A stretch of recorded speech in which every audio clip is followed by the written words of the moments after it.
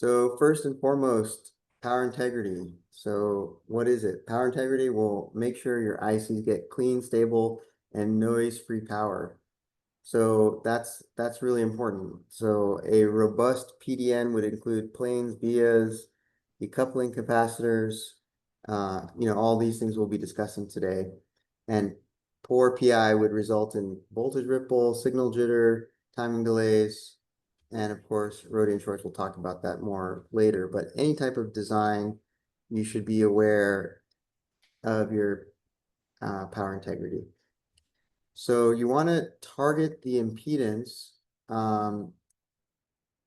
Basically, the target impedance is defined as the maximum impedance your power delivery network can have over a given frequency range.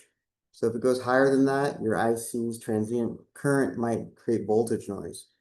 And you can calculate it by dividing the allowed voltage ripple by the maximum transient current of the load. So we have a software tool that does that as well.